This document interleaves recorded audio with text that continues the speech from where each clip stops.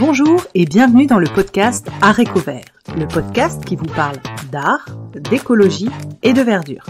Je suis Pauline Leroux, ingénieure agronome passionnée de plantes et je vous emmène à la découverte de la couleur végétale et de toutes ses applications.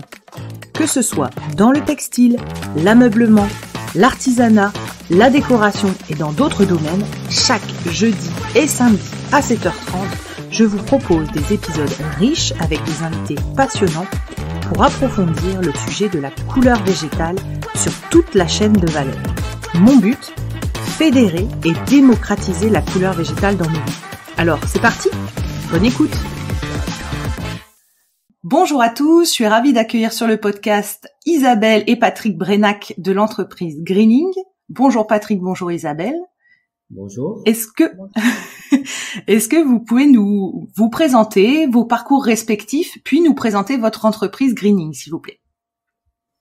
Bonjour, moi je suis donc Isabelle Castel-Brenac, je suis co-gérante de Greening. Je suis en fait ingénieure spécialisée dans les traitements des eaux et le management qualité et environnement.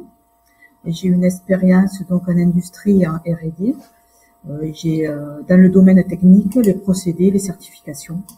Donc, j'ai suivi les travaux de Patrick depuis la mise en place des filières territoriales et leur développement, et cela m'a aussitôt intéressée, que ce soit la partie agricole, les procédés d'extraction, la qualité produit et également les applications textiles ou biosourcées et également la partie cosmétique.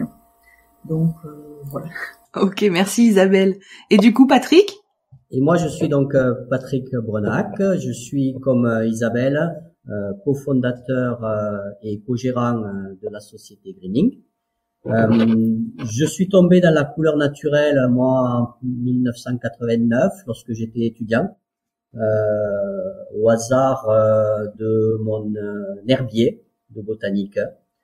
C'était une de mes passions et je voulais consacrer un thème à cet herbier qui était les plantes utiles. Et comme il y en avait dans mon environnement, ça a été mes premiers contacts. Alors j'ai toujours un échantillon d'une orcanette qui est conservée en herbier, qui date de 1989. Dans ce cadre-là, je faisais des études universitaires à la fac de Montpellier. Et je suis allé, donc j'ai fait une thèse en substances naturelles. J'étais pas sur la couleur à cette époque-là. Suite à cette thèse, nous sommes partis tous les deux avoir une expérience de recherche dans une université aux États-Unis. Et puis ensuite, on est revenu en France où la couleur est devenue notre activité professionnelle.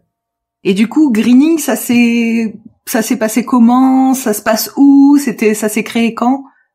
Alors, Greening, on l'a créé tous les deux en 2014. Pour vous présenter très rapidement Greening, alors on est installé à Hérépian, c'est au nord de l'Hérault, donc dans le sud de la France, près de la Méditerranée, avec quelques repères qui sont importants pour nous.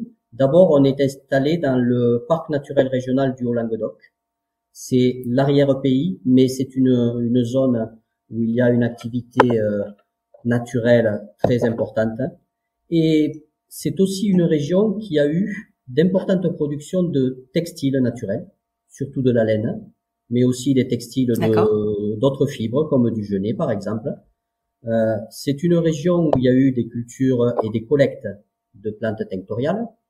Et c'est une région où il y a eu beaucoup d'industriels, d'artisans, à la fois du textile et de la teinture.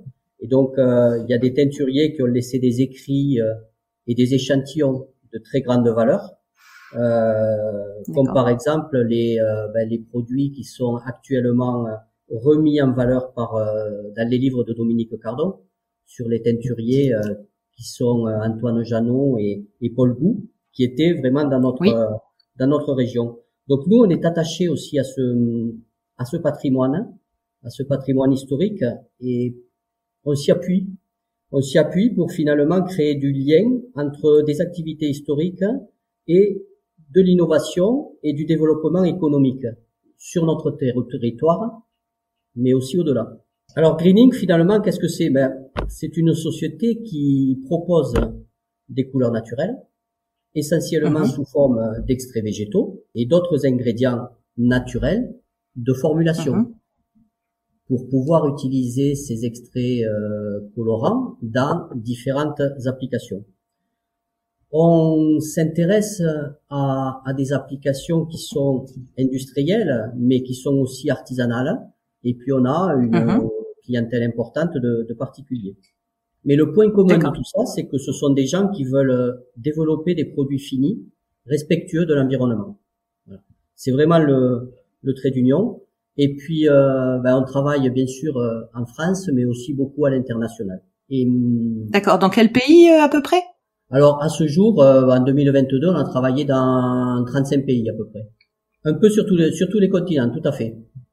Tout à fait. Okay. C'est vraiment partout dans le monde. On va dire qu'en complément de ces activités de développement, de production et de commercialisation de couleurs, on a aussi une activité de conseil et d'accompagnement technique, toujours dans le champ de la couleur, pour utiliser des acteurs qui s'intéressent à ça. Vous êtes combien aujourd'hui chez Greening à peu près pour nous donner un ordre d'idée? On est 4 personnes. D'accord. Nous deux, les deux créateurs. On a un technicien de laboratoire et puis on a une personne qui nous aide pour la préparation et l'expédition des commandes. Justement parce que ça rentrait dans notre état d'esprit, si vous voulez. Cette personne, on l'a recrutée. C'est une personne qui est en intérim social. Parce que on voulait d'une part lui donner un petit coup de pouce et puis peut-être lui mettre un peu de couleur dans les yeux.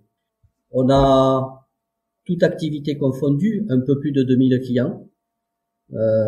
D'accord. Et on expédie des produits qui vont de sachets de 100 grammes jusqu'à des commandes de plusieurs centaines de kilos. Donc ça, c'est au gré des commandes. Et bien sûr, nos secteurs d'activité, c'est par définition un petit peu tout secteur qui peut utiliser de la couleur et de la couleur naturelle, dans la mesure où on rentre dans des contraintes ou des cahiers des charges techniques ou économiques. Les secteurs principaux, c'est le textile, c'est la cosmétique, c'est les encres, les produits beaux-arts, c'est les matériaux, les biomatériaux, matériaux écologiques. Puis après, on peut avoir quelques activités qui sont un peu plus spécifiques aux molécules colorantes.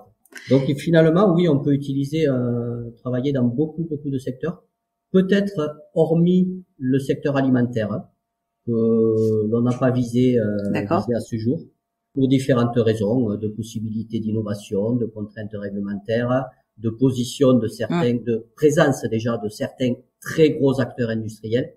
Donc il n'y avait pas beaucoup d'innovation à amener dans ce secteur. Que vous pouvez réexpliquer? Donc j'ai vu que vous proposiez donc dans votre catalogue des colorants, des extraits et des actifs. Est-ce que vous pouvez réexpliquer pour les auditeurs la différence entre ces trois mots pour que ce soit bien clair? Oui. Alors pour nous, il n'y a pas spécialement de différence en termes techniques. Par contre, c'est surtout une question de terminologie et parfois de concentration de ces produits. En fait, ce que l'on développe, nous, ce sont des extraits colorants solubles. Et donc, nous, on les appelle entre nous des colorants ou des extraits colorants. Et on a également des produits insolubles qu'on peut appeler des pigments. Alors, selon les secteurs, finalement, les noms, ils peuvent être un peu différents. Je vous donne un exemple.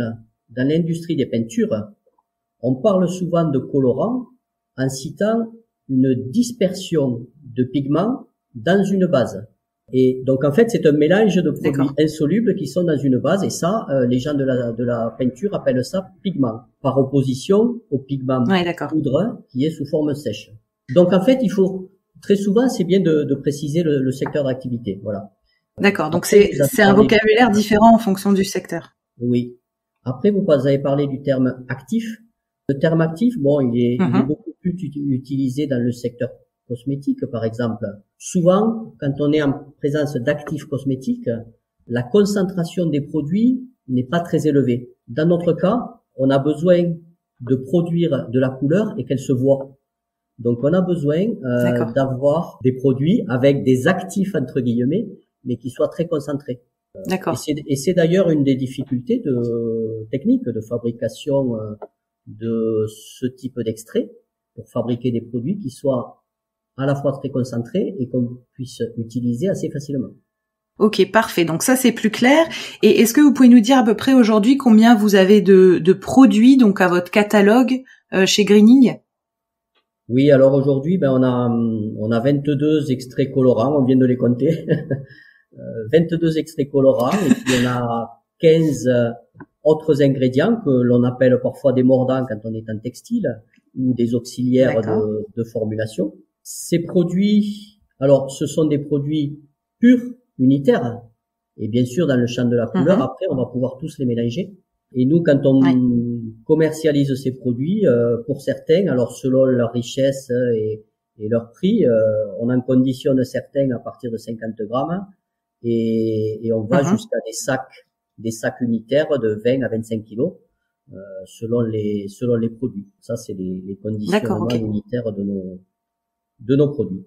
Quels sont les extraits ou les colorants les plus demandés, du coup, toute industrie confondue, c'est quoi qui ressort?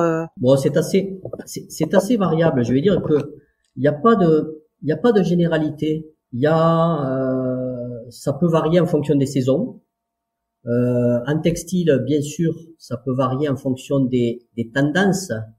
Il y a des maisons qui proposent des cahiers de tendances et qui chaque année sortent quelques indications de couleurs. Et donc ça crée de l'inspiration pour les créateurs. Et donc les colorants demandés, oui, ils peuvent varier en fonction des préparations de collection en textile. Voilà. Après, en cosmétique, ça va dépendre des secteurs. On sait que pour des applications maquillage, par exemple, on utilisera quand même plus de coloris un petit peu vifs, comme des rouges. On cherche beaucoup de rouge par rapport à des coloris verts, par exemple. Je voulais aussi rebondir sur la question de savoir si vous travaillez avec des cultivateurs français ou européens et mondiaux, et nous expliquer un peu comment ça se passe, ce métier de cultiver les plantes tinctoriales. C'est cultivé, ça vient chez vous, comment ça fonctionne? Alors comment ça fonctionne? On travaille avec quelques agriculteurs avec lesquels on réinvente certains métiers. D'une part parce que on met en place des cultures qu'ils ne connaissent pas. D'autre part parce que, alors très souvent, il n'y a pas non plus de semences disponibles, donc on est obligé aussi de produire nos propres semences ou nos propres plants.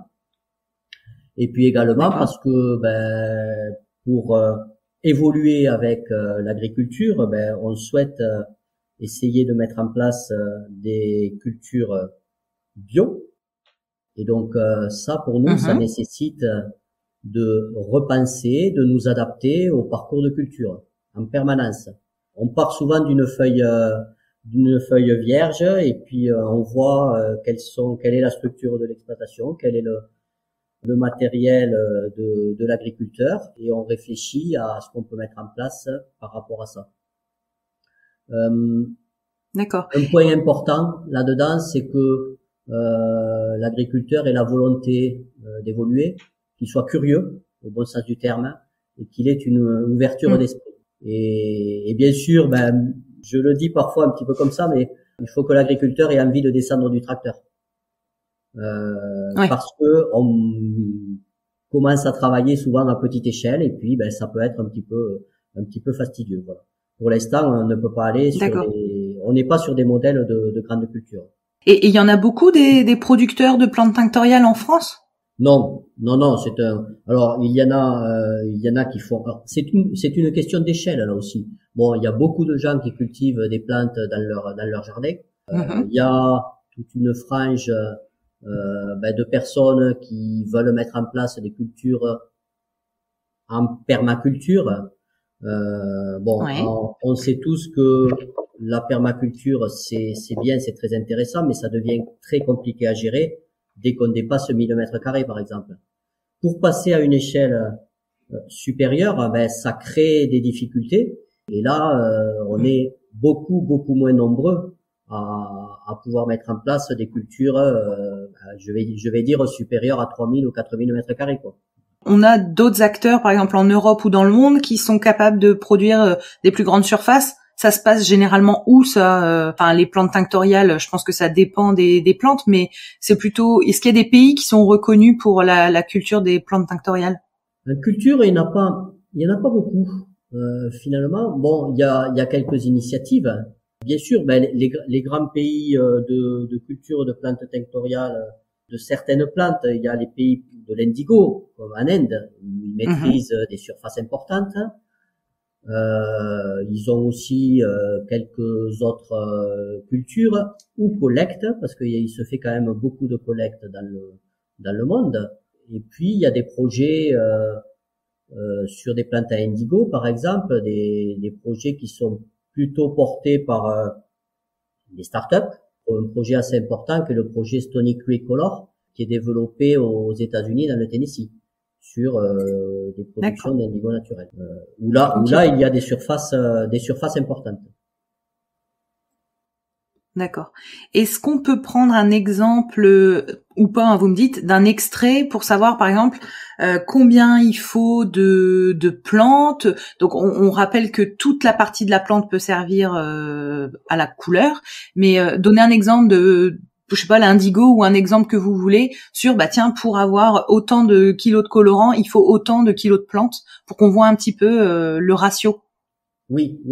Alors, là, on va parler des plantes à extrait. Ce n'est pas le cas de l'indigo, puisque l'indigo est une plante qu'on traite en frais, et puis il y a différentes plantes d'indigo avec des rendements totalement différents. Mais sur les plantes à partir desquelles on fait des extraits, habituellement on les cultive, on les récolte ou on les collecte, on les sèche, on les pré-broie pour les stocker, pour faire toutes nos analyses, pour éventuellement faire de la pré-standardisation avec des assemblages de l'eau, par exemple. C'est des choses qu'on peut faire. D'accord. Et ensuite, on va fabriquer nos extraits à partir de ces matières-là. Pour donner une idée de rendement, alors bien sûr, ça va varier d'une plante à l'autre, ça va varier d'une partie de plante à l'autre. Et puis, il faut rappeler que on peut utiliser, avec certaines plantes tinctoriales, on peut utiliser des parties aériennes, mais avec d'autres, on va pouvoir utiliser les racines. Globalement, il faut à peu près 5 à 10 kilos de plantes sèches pour fabriquer 1 kilo d'extrait. Voilà. D'accord, ok. Ces 5 à 10 kilos de plantes sèches, ça va représenter à peu près 25 à 50 kilos de plantes fraîches. Voilà. D'accord, ok. Ça donne une idée. C'est vraiment une valeur moyenne, mais c'est à peu près. D'accord, pour donner une idée. Ouais, c'est top. Ok. Voilà, c'est à peu près les ratios et bon, finalement, on se rend compte que lorsqu'on fabrique de l'extrait, mais surtout quand on regarde la quantité de plantes qu'il faudra pour teindre 1 kilo de tissu, par exemple, il ne faut pas tant de surface que ça pour arriver à produire de la couleur naturelle. On a parfois eu le débat avec des gens qui nous posaient la question, qui nous disaient oui, mais si vous consacrez des terres agricoles pour fabriquer de la couleur, on n'aura plus assez de terre pour nourrir l'humanité. Je caricature, mais c'est quelque chose qui peut s'entendre, bien sûr. Mais de notre côté, on n'a pas besoin de grosses surfaces pour arriver à mettre de la couleur sur des quantités importantes de tissu. Donc, c'est pas ça qui va mobiliser les surfaces agricoles. C'est un faux débat. Ce que j'entends, c'est que vous faites aussi des assemblages de lots, donc de lots différents, donc sûrement de provenances différentes. Du coup, je voulais savoir un petit peu, faire un zoom sur tout ce qui est origine des produits, la traçabilité, etc., que vous nous racontiez un petit peu. Alors, quand je parle d'assemblage, on va dire que c'est nos techniques et notre savoir-faire. Pour l'instant, ce sont des assemblages d'une même plante et de différentes provenances géographiques, par exemple, ou de différentes années. Ça nous permet, nous, de pré-standardiser les produits. Alors, concernant les origines et la traçabilité, on a une démarche scientifique, déjà à la base. On est tous les deux de formation scientifique et nous, ce qui nous intéresse, mais aussi ce qui est important pour nos clients, c'est qu'on conserve la traçabilité de tous nos lots. Et la traçabilité de tous nos lots, elle part de la plante jusqu'au produit que l'on livre chez le client. Donc nous, on enregistre, on a des codes et on est capable de remonter et de dire voilà, c'est un lot qui a été produit ou acheté à telle période et qui provient de tel endroit. Voilà. Ça, c'est une chose. Et on est très attentif à ça, notamment à l'origine. Alors bien sûr, on privilégie autant que possible des origines locales ou régionales de nos produits. Mais pour certaines plantes, c'est pas possible, en particulier certaines plantes qui viennent de régions chaudes. Et donc, on a des approvisionnements dans toutes les régions du monde, où là, on a aussi un sourcing qui est important en termes de production, d'éthique de la production et surtout de qualité des produits. Alors, concernant une question, par exemple, parce que très souvent, il y a une question un petit peu sensible. Très souvent, les gens nous demandent l'origine géographique de nos produits, qui peut être plus ou moins précise. Nous, on la connaît, on peut la garantir. Par contre, on arrive parfois à un terrain un petit peu délicat, où certains clients voudraient connaître sur quelle parcelle ou chez quel agriculteur on a cultivé telle plante. Là, je vais dire que ça fait partie de notre savoir-faire. C'est légitime un petit peu de le protéger, d'autant que on a vu parfois des clients qui essaient de switcher et qui essaient de s'approvisionner directement à la source. Ouais. En direct. Donc ça, c'est des choses. C'est beaucoup. On le conserve, mais on est obligé de conserver une certaine sécurité par rapport à ces approvisionnements. J'entends bien qu'il faut préserver aussi ces sources, mais du moment que vous l'avez et que vous la garantissez, c'est déjà le principal. Concernant l'origine et la traçabilité, il y avait quelque chose qui était assez important à dire, c'est que dans tous les cas, nous, on donne la priorité d'une part à la naturalité des produits et d'autre part à la qualité des produits. La priorité par rapport à l'origine. Voilà. On voit ces dernières années qu'il y a un marché qui évolue, autant pour les fournisseurs que pour les clients, que pour la demande.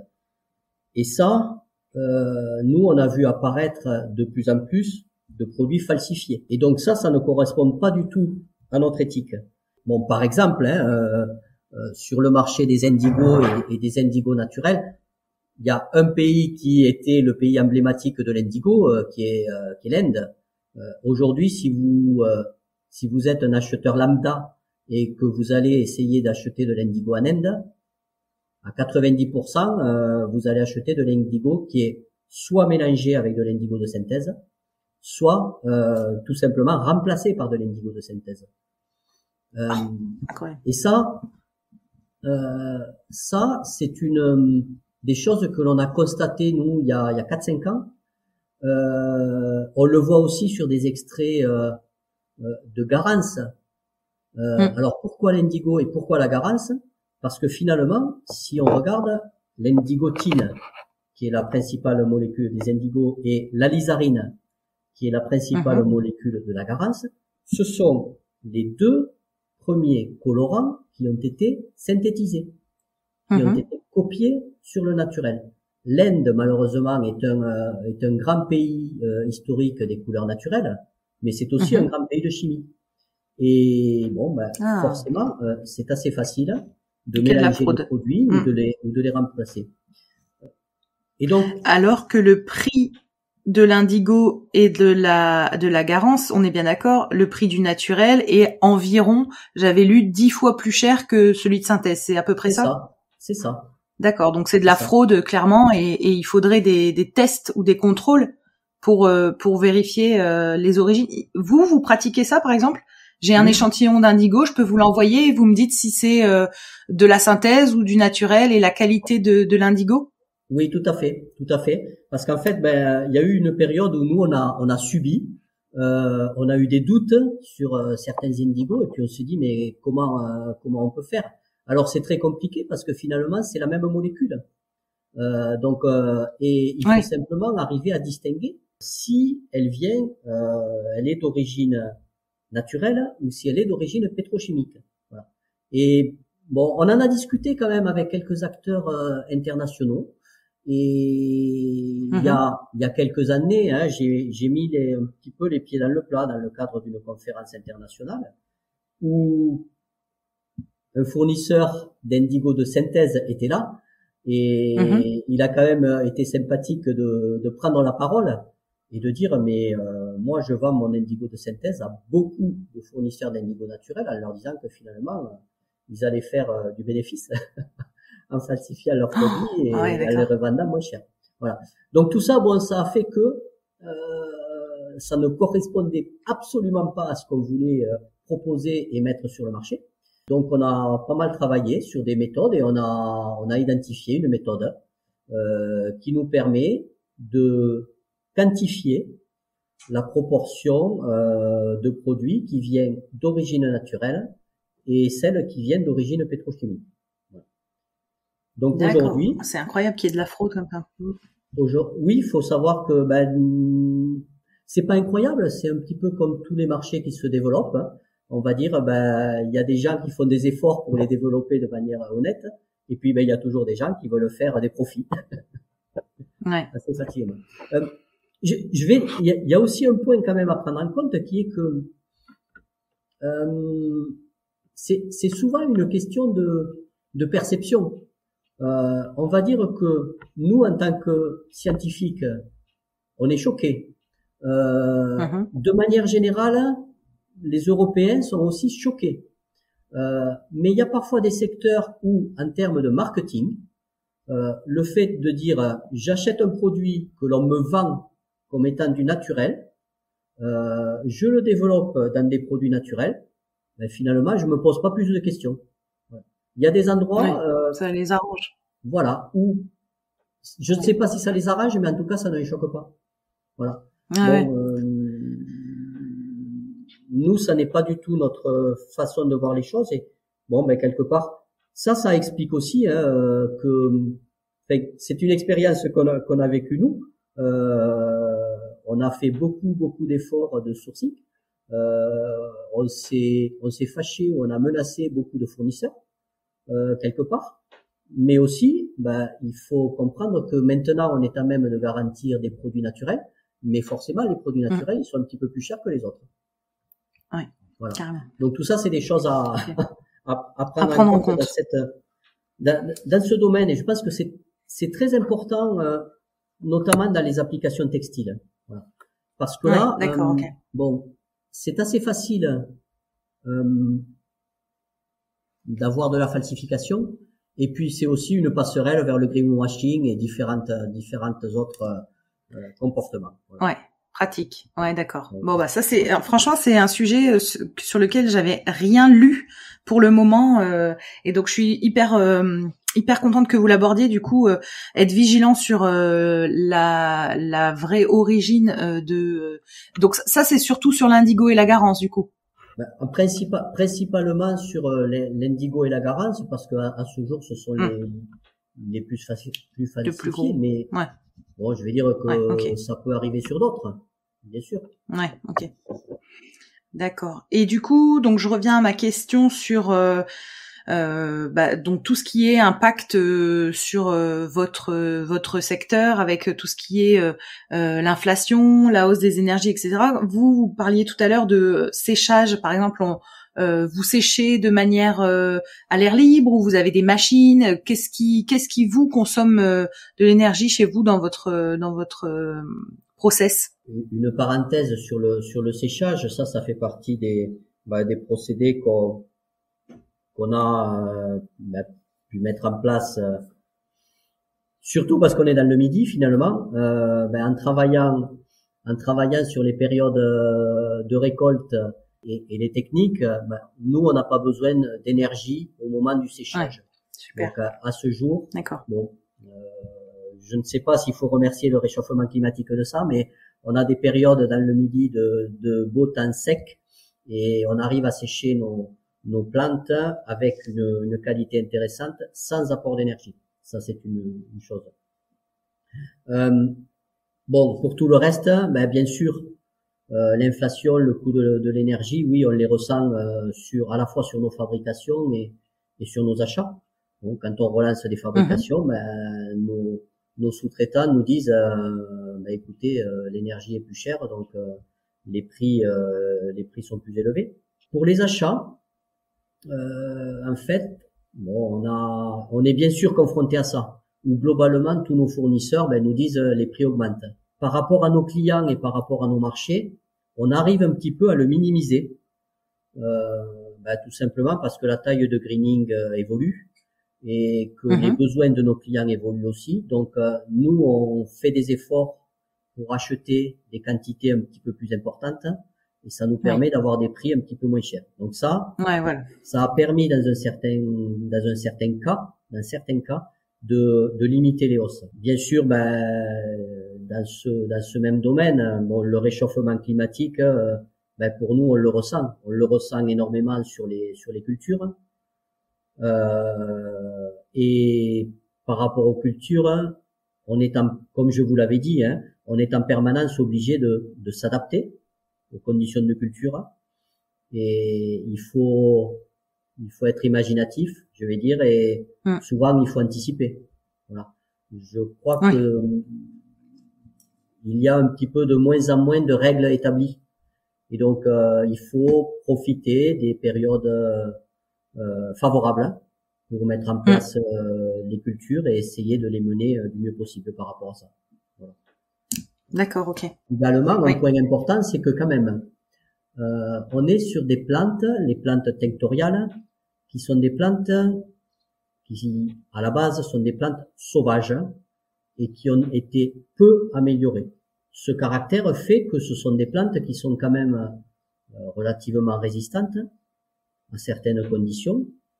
Et même au-delà, si on pousse un petit peu ça, ce raisonnement, les molécules que l'on a dans ces plantes, ce sont ce que l'on appelle des métabolites secondaires.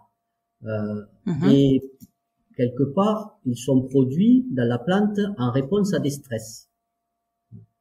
Donc, le fait de cultiver ces plantes dans des conditions qui ne sont pas toujours très favorables, ça peut être un petit peu plus favorable pour la production de nos métabolites colorants. C'est dingue ça. Alors ça reste très théorique, mais c'est quand même des choses à prendre en compte. Je crois que ce qu'il faut retenir, c'est que on n'est pas sur des plantes issues de sélection au sens agronomique du terme, et donc cette origine qui est sauvage leur confère quand même une certaine résistance. Ah d'accord. Et justement, j'allais pas vous la poser cette question, Patrick, mais moi je me renseigne à titre personnel sur où on peut trouver des graines tinctoriales en France. J'ai eu quelques pistes avec Cocopelli, la ferme Sainte-Marthe. Est-ce que vous avez des noms de personnes qui sont reconnues en tout cas pour ça en France, ou c'est anecdotique et c'est que le troc et la culture personnelle et le oui, c'est de la sélection personnelle. Bon, en dehors de ce que vous avez cité, il y a sûrement Couleur Garance qui vendent des petits sachets de différentes plantes tinctoriales. Tout ça, c'est suite. C'est parce qu'ils ont la chance d'avoir le jardin de plantes tinctoriales qu'avait mis en place Michel Garcia. Michel. Et que ils produisent quelques semences qu'ils vendent auprès de la communauté. Mais ça reste à toute petite échelle. D'accord. Donc il n'y a pas un acteur aujourd'hui en France reconnu pour ça. Il n'y a pas de gros acteurs. Il faut voir que on est aussi sur du matériel génétique, avec de la qualité ou de la concentration liée à ce matériel génétique. Et bon, forcément, dès qu'on passe à une certaine échelle, les gens essaient de préserver leurs ressources génétiques. Ouais, d'accord. Sinon, il faut rentrer dans le secteur de l'agriculture extensive avec des semenciers qui en font leur business. Donc on reste sur des graines potagères, on va dire, non hybridées, non. On est d'accord. Bon, donc ok. Donc il y a quelques acteurs. Je note. Je ferai sûrement un petit épisode là-dessus aussi.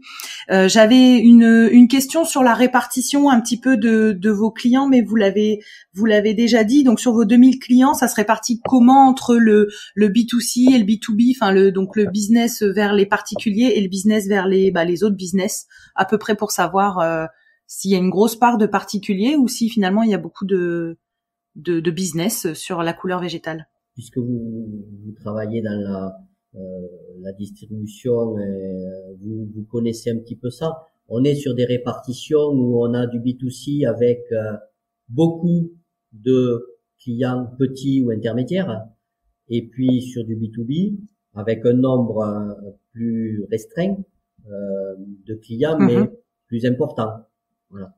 Et en quantité, ouais, d'accord. Cette répartition, finalement, par rapport à nos activités, on a une activité de B2C et un site de vente en ligne qui fonctionne en permanence, et l'activité de B2B est liée au développement de produits, aux achats industriels pour des préparations de lancement, de collection.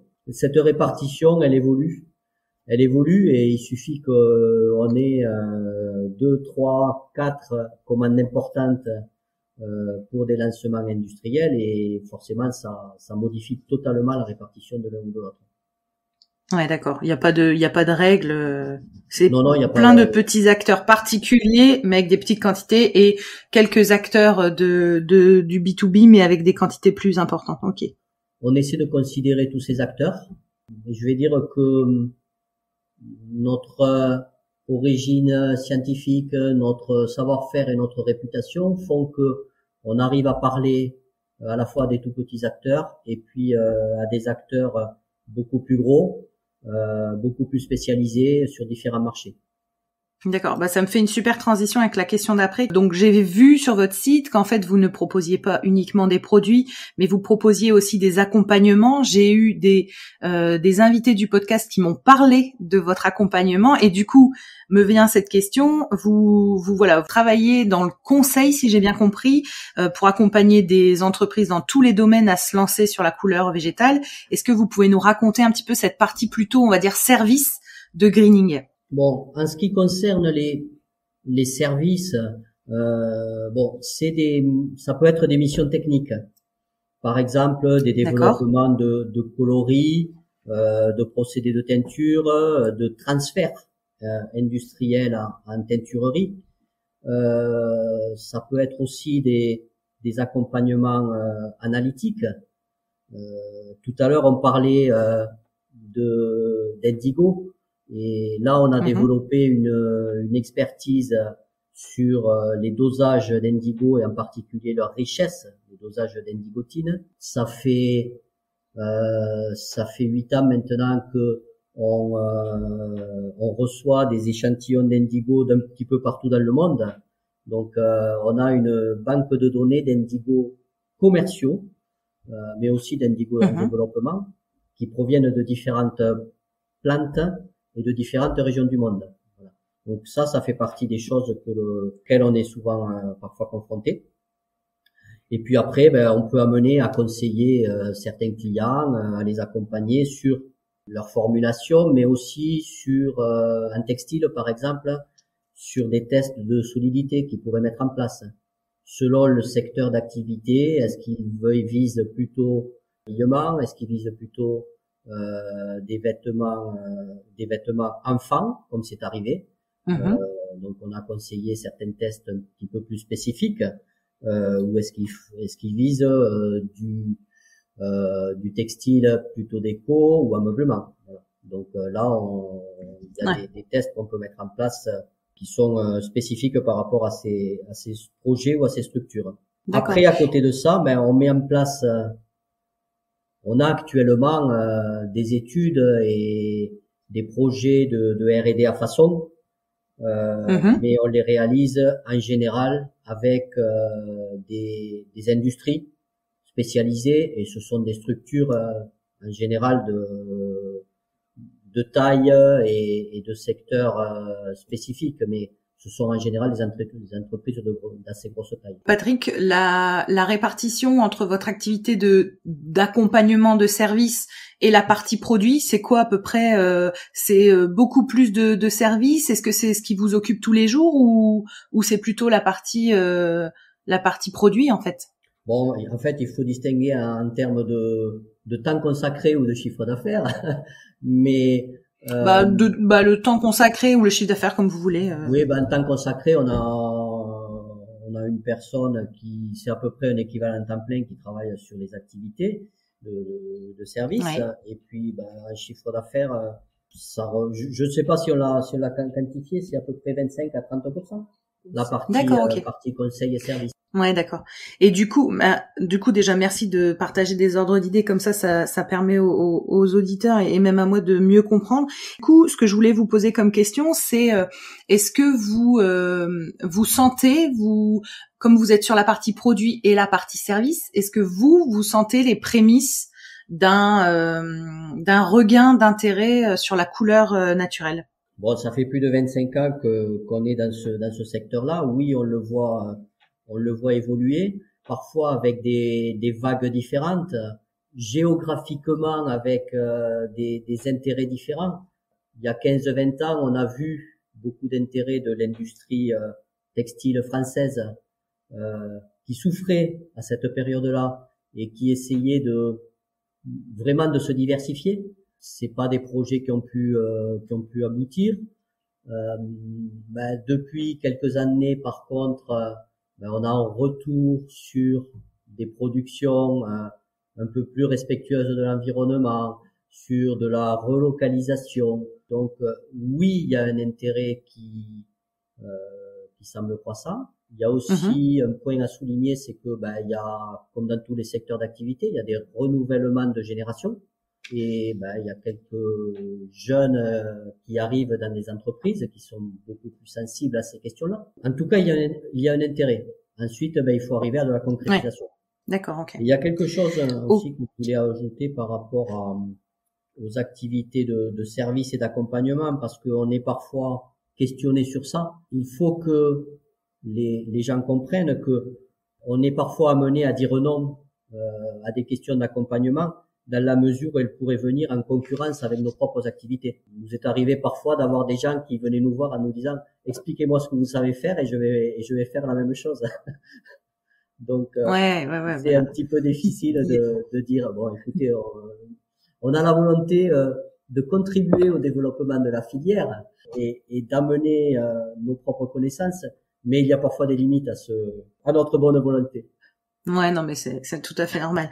Ce que je comprends, c'est que vous apportez quand même un savoir-faire qui est plutôt unique en France de par une traçabilité, une qualité de produit et un accompagnement, on va dire, un accompagnement complet de par vos deux parcours à tous les deux.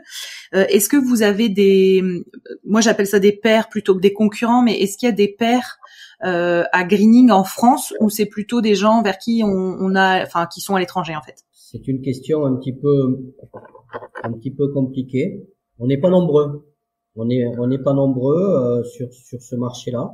Je pense que nous, on a basé en fait notre développement sur quelques piliers qui sont d'une part la rigueur scientifique et l'innovation. On est bien conscient que pour promouvoir le développement de produits dans des activités industrielles qui sont déjà installées, il faut amener de l'innovation, il faut amener des produits que les gens pourront utiliser, il faut amener des produits qui correspondront aux pratiques, mais il faut aussi innover par rapport à ça. Donc ça, c'est un des premiers piliers. Le second pilier, c'est que parce qu'on est on fait beaucoup d'efforts pour être très réactif. Et bon, très souvent par rapport à des structures, et en particulier par rapport aux structures assez grosses, on est beaucoup plus rapide qu'eux. Bon, ça peut provenir de notre organisation, ça peut provenir aussi du fait qu'on est une structure assez petite, hein. On peut être réactif et on attache aussi pas mal d'importance à la qualité du fonctionnement, de la logistique, voilà, même si on est une petite équipe. Deux autres points aussi qui sont importants pour nous, c'est les relations humaines. avec nos clients. On n'est pas là que pour faire du business. On est dans le secteur de la couleur. C'est un secteur de passion et on aime bien travailler avec des passionnés. Donc effectivement, on est à l'écoute et comme je vous le disais, on essaie de prendre en compte tous les clients, qu'ils soient gros ou qu'ils soient petits. On essaie d'être à leur écoute. Alors c'est pas toujours facile, bien sûr, mais en tout cas on a la volonté d'avoir une approche très humaine. Ça fait partie de notre composante, on va dire RSE aussi. Et puis un point important, c'est que forcément on essaie d'amener, on vend des produits, mais on essaie d'amener du conseil technique pour l'utilisation de ces produits. Ça, je pense que c'est important dans ce qu'on peut amener. Par rapport à certains produits, finalement, on essaie aussi ces dernières années de valoriser des produits qui proviennent vraiment de nos innovations, de nos sourcings. Comme ces derniers mois, on a lancé un tanin de raisin, par exemple.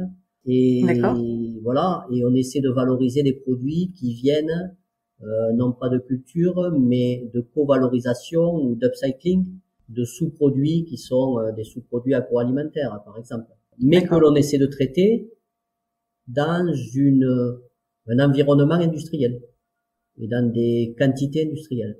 Du coup, vous me tendez une belle perche avec ma question un peu plus tournée aspects environnementaux, RSE, etc. J'ai vu que c'était plutôt la partie d'Isabelle. Donc en fait, je voulais qu'Isabelle, vous puissiez nous balayer un peu ce qui se passe en termes d'aspects environnementaux dans l'activité greening et que vous nous en disiez un peu plus. Alors au niveau de la RSE est au cœur de notre activité. On a déjà cité quelques exemples. Et alors, par exemple, pour la partie environnementale, bien sûr, on produit des extraits naturels à partir de procédés les plus respectueux possibles de l'environnement. On s'attache à identifier des ingrédients de formulation d'origine naturelle ou issus de co-valorisation de sous-produits du secteur agroalimentaire.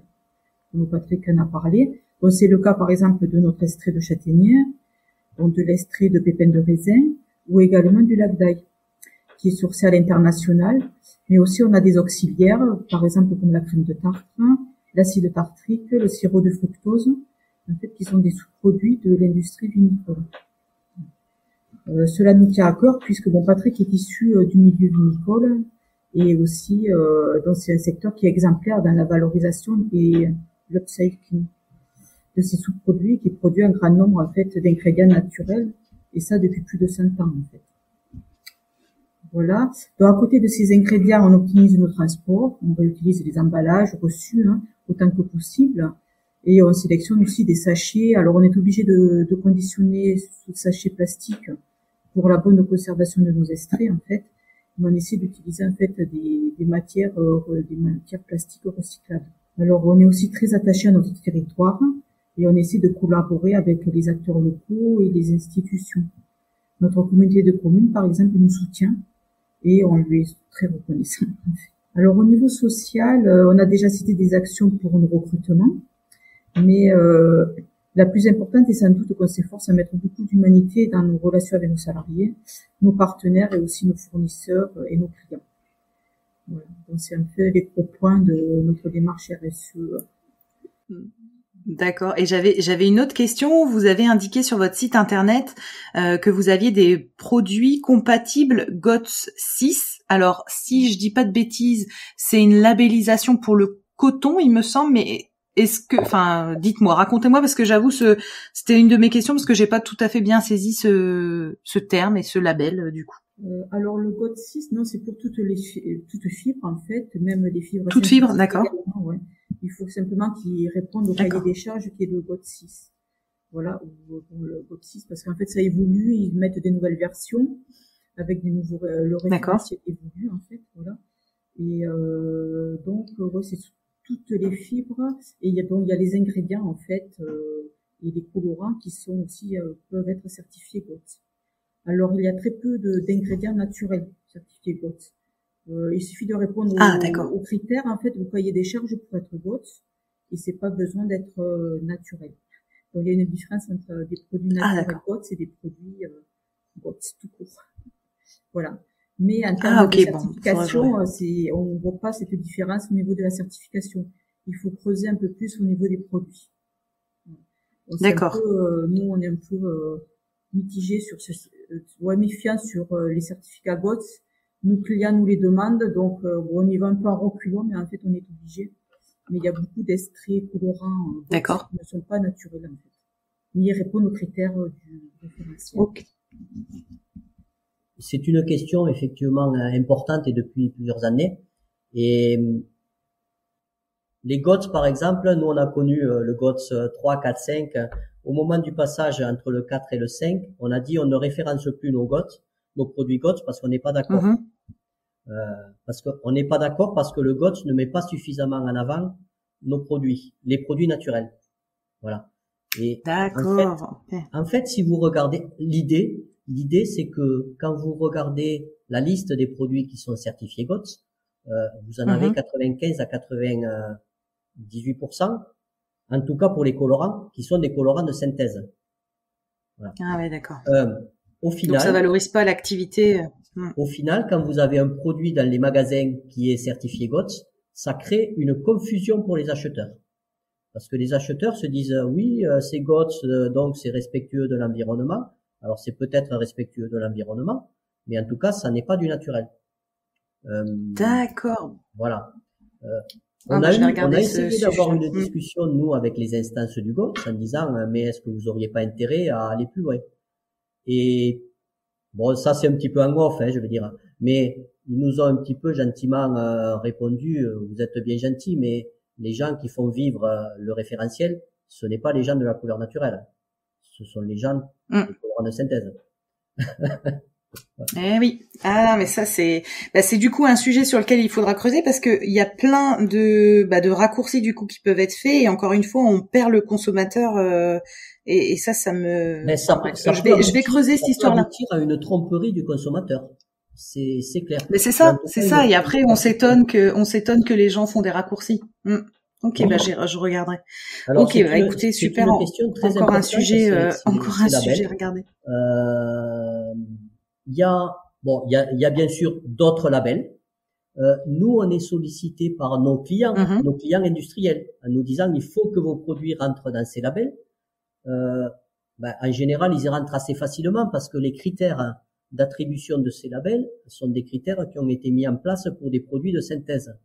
Et donc, nous, on a des produits qui sont beaucoup plus faciles pour les faire rentrer dans ces cahiers des charges. Ça, c'est une chose. Mais à ce jour, il n'y a pas de label qui soit suffisamment spécifique et qui mette suffisamment en valeur les produits naturels. Alors actuellement, il y a quelques réflexions au niveau international sur la mise en place d'un label. Nous, ça fait 25 ans qu'on est dans ce milieu. On a vu plusieurs fois des initiatives pour essayer de créer en place des labels. On a eu du mal à trouver, avoir des positions communes au niveau international pour faire émerger un label naturel. Voilà. Même s'il y a des réflexions et des volontés. D'accord, mais pour nous, c'est que très souvent, ces labels, bien sûr, il y a un intérêt pour les labels. Mais très souvent, ces labels, à un moment, ça devient du business. Et nous, on est confrontés. On se dit, tiens, pourquoi, pour le GOTS en particulier, pourquoi est-ce qu'il nous faudrait payer parfois quelques milliers d'euros pour référencer des produits GOTS qui finalement comprennent 98% de colorants de synthèse. Donc, on a l'impression de contribuer à la renommée d'un label qui fait la promotion de colorants de synthèse. Qui prône. Donc, quelque part, on se dit, tiens, au lieu de payer pour qu'on nous dise vous travaillez bien, c'est une image, mais on préfère développer des systèmes d'analyse qui nous permettent de prouver que nos produits ou les produits finis qui en résultent sont 100% naturels et d'amener cette information. C'est une démarche un petit peu différente, mais il y a toute une réflexion à avoir dans ce secteur-là.